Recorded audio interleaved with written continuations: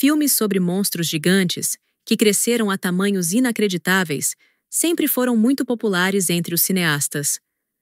Talvez a culpa seja do King Kong de 1933, que se tornou um enorme sucesso e salvou da falência um estúdio de Hollywood à beira da morte. Naquela época, a contagem das bilheterias ainda não era sistemática, e quanto o filme arrecadou ao longo de 20 anos de exibição, permanece um mistério. Mas acredita-se que os números eram tão impressionantes que deveriam ser mencionados olhando para o céu e com um suspiro de admiração. Mais tarde, muitos tentaram repetir o recorde desse filme. Os monstros mudavam, mas a fórmula permanecia a mesma. Um novo animal, crescido com uma dieta rica em proteínas ou exposto a uma bomba atômica, era solto em uma grande metrópole, onde era metralhado com algum tipo de arma. Ou não era metralhado, porque o animal, na verdade, estava do lado do bem. Se não levarmos em conta o sucesso local do Godzilla japonês, filmes desse tipo geralmente fracassavam nas bilheterias ou tinham um desempenho muito mediano.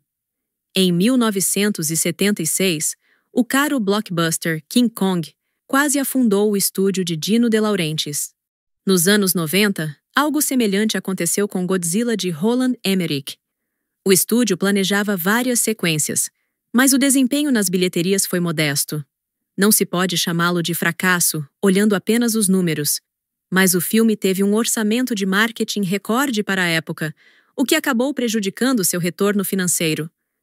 Com as críticas medianas, o estúdio temeu investir os 150 milhões necessários para a sequência. No meio dos anos 2000, Peter Jackson tentou conquistar o mundo com seu King Kong. Mas mesmo o filme dele, considerando os custos de marketing, teve que compensar seu orçamento apenas com as vendas em mídias físicas. Isso fez com que a ideia de criar um universo cinematográfico, baseado no longa, fosse rapidamente abandonada. E então, em 2013, surgiu uma nova tentativa de Hollywood de produzir um filme de monstros gigantes que fosse um sucesso comercial. O estúdio novamente planejou sequências, trilogias, spin-offs e até 6 séries. Essa tentativa recebeu o nome de Círculo de Fogo. Vamos lá!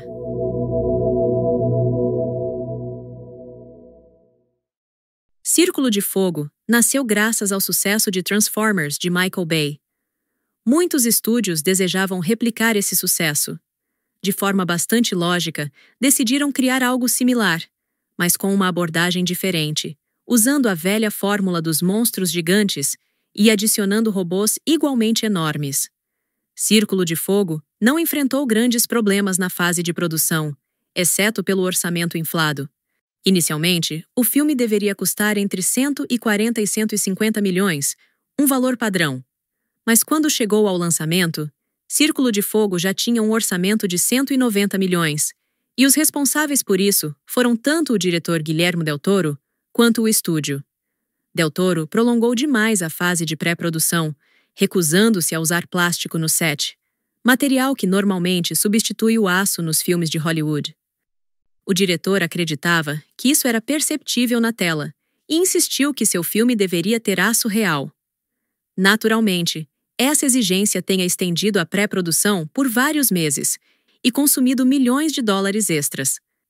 Já o estúdio inflacionou o orçamento no final da produção, insistindo na conversão do filme para 3D, que estava em alta na época. Guillermo del Toro concordou com a conversão, mas com a condição de que fosse a mais cara e a melhor já feita.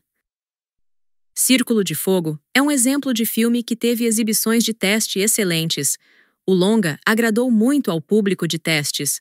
Mas por algum motivo, a chegada de Círculo de Fogo aos cinemas americanos foi morna. O filme estreou apenas em 3º lugar, ficando atrás de Meu Malvado Favorito 2 e da sequência de Gente Grande. Ou seja, Círculo de Fogo foi superado por um desenho animado e por Adam Sandler. Na segunda semana, caiu para a 6ª posição. O que salvou Círculo de Fogo foi o mercado internacional. Enquanto nos Estados Unidos o filme arrecadou apenas 101 milhões de dólares, o mercado global trouxe mais 309 milhões para Guillermo del Toro. O total de 410 milhões de dólares não foi um grande resultado para um filme com um orçamento de 190 milhões, Mas esse nem foi o maior problema. Do total arrecadado, 115 milhões vieram da China, e o estúdio recebeu apenas 25% desse valor, ou seja, apenas 30 milhões. Fazendo um cálculo básico, o lançamento nos cinemas rendeu ao estúdio algo entre 170 e 175 milhões. Isso significa que o estúdio não cobriu entre 15 e 20 milhões do orçamento de produção, sem contar os custos de marketing que ficaram no prejuízo. Em 2013, ocorreu o polêmico rompimento entre a Legendary Pictures e a Warner, o que torna difícil saber exatamente quem financiou a campanha publicitária e com que empenho.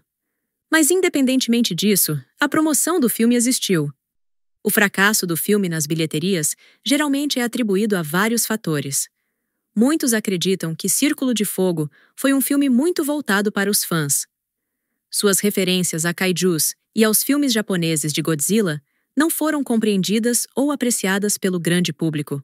Outros culpam Transformers, que dominava o interesse dos espectadores na época.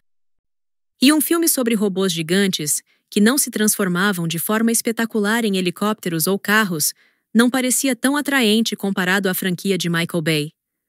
Por fim, muitos criticam Guillermo del Toro por não escalar atores famosos que pudessem atrair mais público para os cinemas. Por exemplo, nas fases iniciais do desenvolvimento, Tom Cruise demonstrou grande interesse pelo projeto.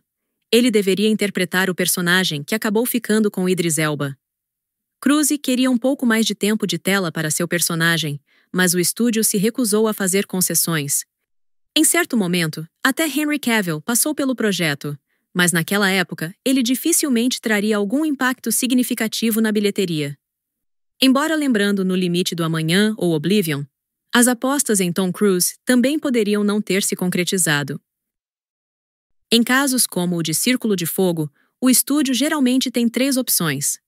A primeira é abandonar a sequência, como aconteceu com A Bússola de Ouro, que teve um desempenho semelhante nas bilheterias. A segunda é arriscar, como fez a Warner com O Cavaleiro das Trevas, enfrentando uma situação parecida com Batman Begins. Embora essa comparação não seja totalmente justa, já que Batman é um personagem muito mais conhecido. E a terceira opção é reduzir o orçamento da sequência e abordá-la de uma maneira um pouco diferente. Algo parecido aconteceu com Wolverine Imortal. No caso de Círculo de Fogo, a Legendary optou pela terceira opção, cortar o orçamento da continuação e focar no mercado onde o primeiro filme teve melhor desempenho. As ideias de Guillermo del Toro para a sequência foram descartadas.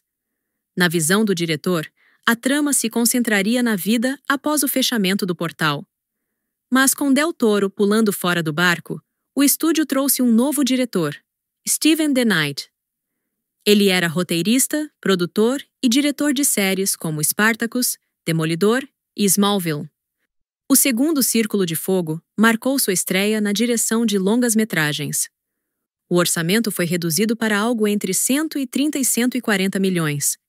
Além disso, como muitos espectadores consideraram as lutas do primeiro filme muito lentas, elas foram reformuladas. O elenco também foi completamente renovado. Provavelmente, foi por conta desse rebranding que as filmagens se arrastaram por 1 ano e meio. Durante todo esse período, o filme foi gravado e regravado inúmeras vezes, pois algo sempre saía errado. Quando os produtores achavam que tudo estava indo bem, o filme ia para testes e logo recebiam um novo aviso de que algo ainda estava errado e precisava ser refeito. O próprio Steven DeKnight afirmou que ficou satisfeito com as refilmagens e ajustes após os testes. Segundo ele, as sessões de teste revelaram que os fãs do primeiro Círculo de Fogo não entendiam o que estava acontecendo na tela e quem eram os novos personagens. Então, ele pegava John Boyega e filmava uma nova cena de introdução para esclarecer tudo. Todas essas refilmagens e atrasos aumentaram o orçamento para 150 milhões de dólares. Foi com esse valor que Círculo de Fogo: A Revolta chegou aos cinemas em março de 2018. Na bilheteria americana, o segundo Círculo de Fogo estreou em primeiro lugar, desbancando Pantera Negra. Porém, vale lembrar que o filme da Marvel já estava em sua 6ª semana de exibição. Se ignorarmos os números, a situação parece boa. O problema é que, mesmo ocupando o topo da bilheteria na semana de estreia, a sequência arrecadou apenas 28 milhões de dólares, enquanto o filme de Guillermo del Toro, que estreou em terceiro lugar, havia feito 37 milhões no primeiro fim de semana. Na China, o filme arrecadou 63 milhões de dólares nos primeiros 3 dias, superando os 45 milhões que o primeiro Círculo de Fogo havia feito no mesmo período. Todavia, a segunda semana colocou tudo em seu devido lugar. O filme, que apostava no mercado chinês, despencou 85% lá e arrecadou apenas 9 milhões no segundo fim de semana. No total, conseguiu alcançar a marca dos 100 milhões na China, um número bem modesto, considerando o crescimento do mercado chinês nos anos entre os dois filmes. Em 2013, 115 milhões era um ótimo resultado. Em 2018, 100 milhões já era pouco para um filme desse porte. Nos Estados Unidos, a queda foi igualmente brusca. Na segunda semana, o filme caiu para a 5ª posição e sua bilheteria doméstica não conseguiu ultrapassar os 60 milhões. No total, Círculo de Fogo: A Revolta arrecadou 290 milhões mundialmente contra um orçamento de 150 milhões. Na época do lançamento da sequência, a Legendary já era uma empresa chinesa e, por isso, conseguiu reter uma porcentagem maior da bilheteria chinesa do que no primeiro filme. Ainda assim, todas as tentativas do estúdio de aumentar sua arrecadação acabaram resultando em um fracasso total, e dessa vez sem margem para dúvidas. Além dos números decepcionantes, o filme recebeu críticas duras e avaliações medianas do público. Com isso, qualquer chance de uma franquia foi enterrada pela própria Legendary. Antes do lançamento, os diretores e produtores falavam animadamente sobre um possível crossover entre Godzilla e Círculo de Fogo. Isso até poderia ter acontecido, já que os filmes de Godzilla e Kong também são produções da Legendary. Agora é difícil dizer o que teria acontecido se o estúdio tivesse arriscado uma sequência dirigida por Guillermo del Toro. Mas, em teoria, fazer pior do que foi seria quase impossível. Pelo menos, poderíamos ter recebido uma continuação com uma identidade própria. A única pessoa que pode comemorar essa história é o próprio Guillermo del Toro. Livre da obrigação de dirigir Círculo de Fogo: A Revolta, ele fez A Forma da Água e levou para casa 2 prêmios Oscar. Obrigada pela sua atenção, inscreva-se e fique conectado.